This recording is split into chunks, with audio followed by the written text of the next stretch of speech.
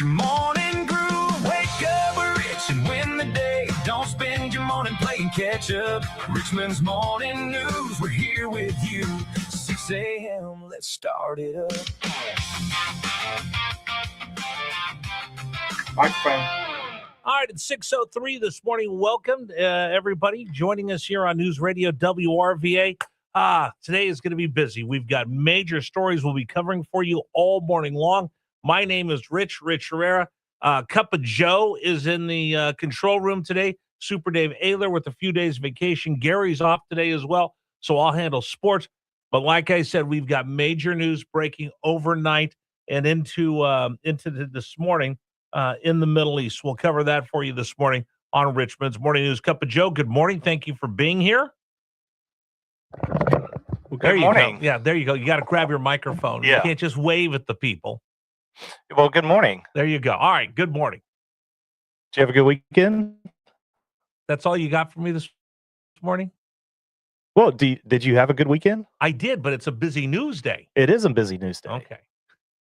I caught him completely off guard. He's like looking over to the side, getting ready for what we're doing next. I'm like, just throw him a curveball this morning, see if he's paying attention. Anyway, we've got a lot to get to on the program this morning. Of course, Brian Kilmeade stops by the show a little bit later, but let's start as we always do. If you don't wake up with Richmond's Morning News first thing of the day, you're going to be behind everybody else. So here is our Richmond's Morning News brief for Monday, June 6th, the year of our Lord, 2026. We start with story number one. Iran responds to Israel attacking Hezbollah over the weekend. Donald Trump's not happy with anybody. Here is the latest from Fox News. It's our big story of the morning. Number one.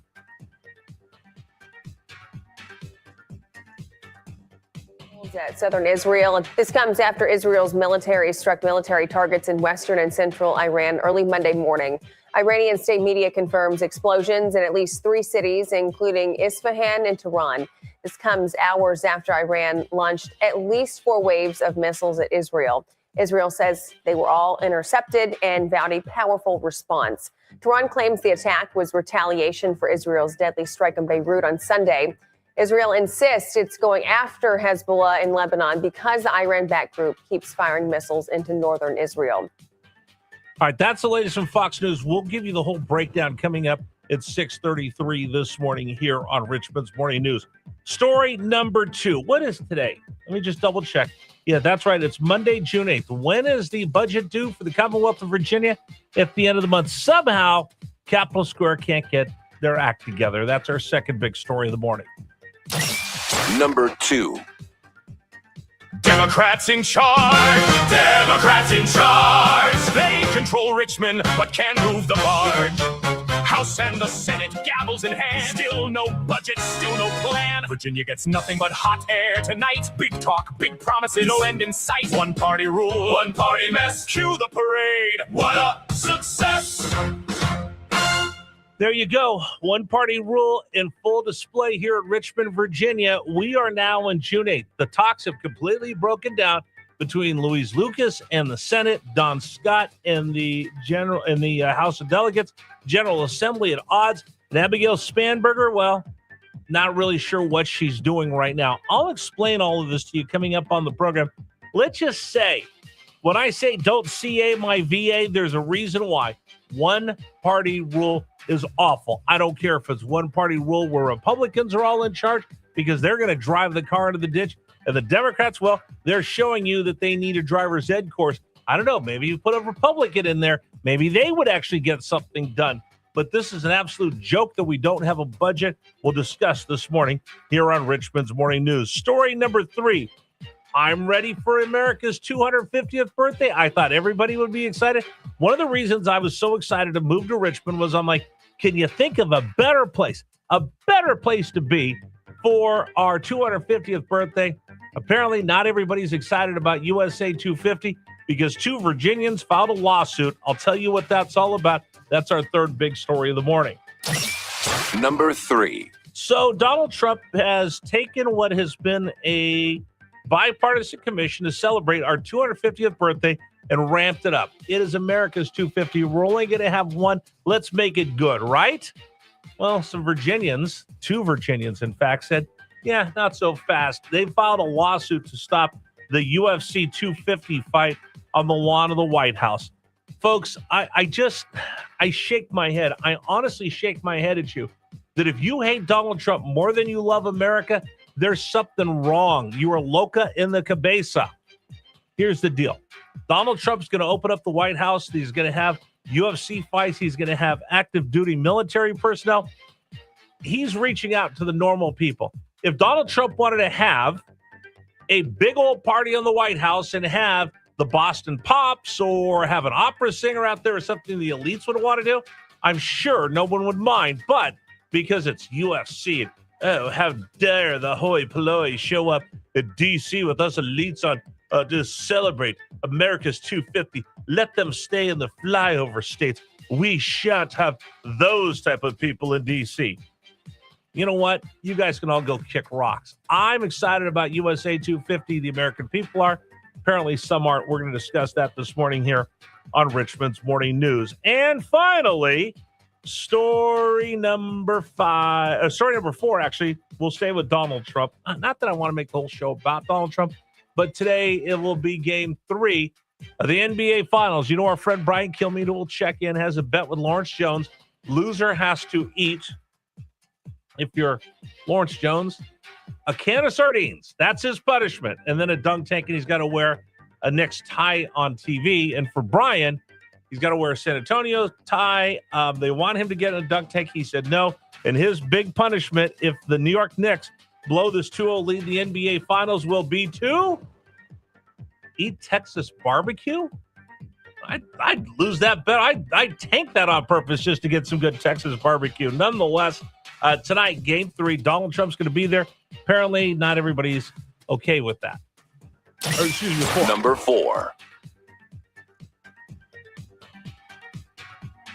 President Trump has had a lot to say about the New York Knicks during the team's playoff run this season. Well, I've been a Knicks fan for a long time, and I'm also a Jim Dolan fan. He's a nice guy, okay? He's been a long time wanting to win, and he's a competitive guy, and he's got a team that's amazing. The president says he plans to attend Game 3 tonight at Madison Square Garden as a guest of Knicks owner Jim Dolan. This is the first NBA Finals appearance for the Knicks since 1999. Ticket prices have set records, drawing thousands of dollars per seat. At the White House, Jared Halpern, Fox News. All right, so the president will go. What kind of reaction will he get? Will they introduce him? Will they show him on the Jumbotron? Will he be booed as he makes his way to MSG? They were going to have a bunch of watch parties outside Madison Square Garden. It's not that far from Times Square. All of those have been canceled. We'll get more information from Brian Kilmeade about the big night. The Knicks back. They have a 2-0 lead. By the way, I'll do sports a little bit later. And the president is going to the game. That was story number 4. Finally, story number 5. Let's do something nice. Let's make everybody smile. I know it's a Monday, but you know what today is? It's National Besties Day. Number 5.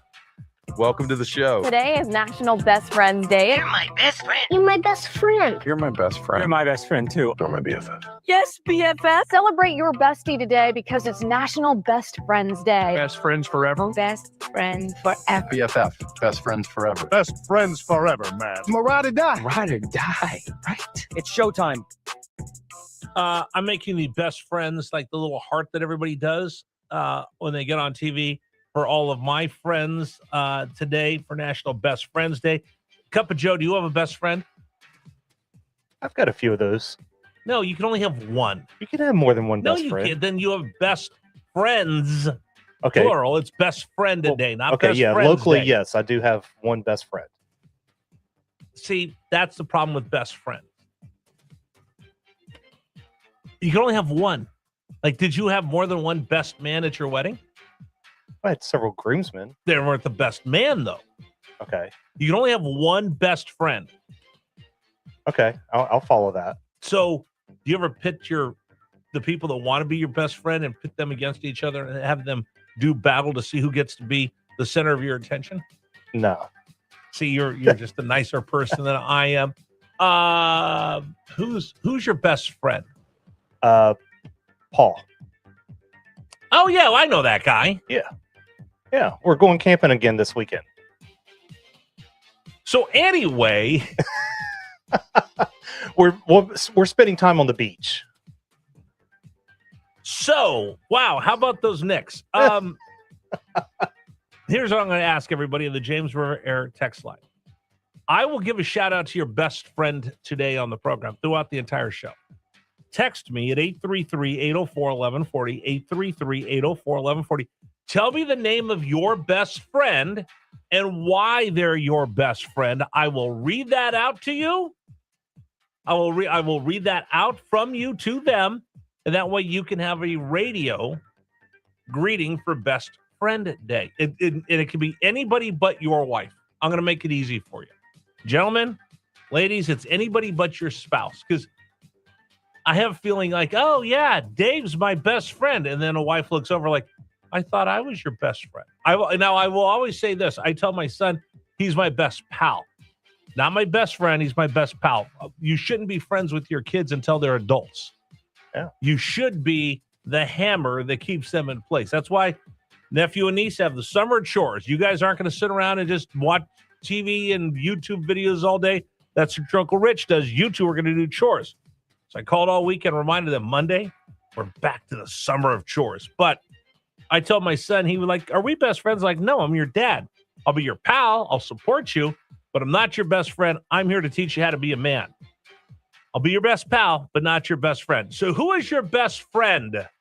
Who is your best friend and why? And I will read out whatever you text me about your best friend on the air. Don't make it too long. I don't have that much time for everybody to get a 5-minute soliloquy on why they're your best friend, but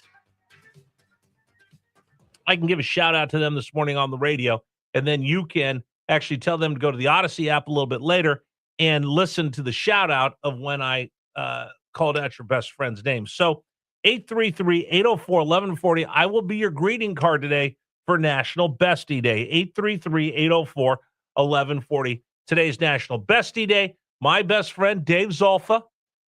We've been friends since we've known each other since we were 18. We waited tables together. We were fraternity brothers. He was the best man at my wedding. He gave my mom and dad, he gave both the eulogy for my mother and my father. He's been my best friend. I've got a brother. My brother and I are tight. My brother and I talk like 3 times a day, but he's my brother. So I don't know if I would throw out best friend for him. Yeah, brothers don't count. Yeah, and we don't really like each other that much anyway. But that's why we talk to each other 3 times a day. And I always call him to say goodnight. Yeah. Well, Is that you weird? choose your friends, but your brothers were just there. Right. Now, my brother's cool. But Dave's my best friend. So, Dave, happy Besties Day. Who's yours? And we'll shout that out on the radio for you today as well.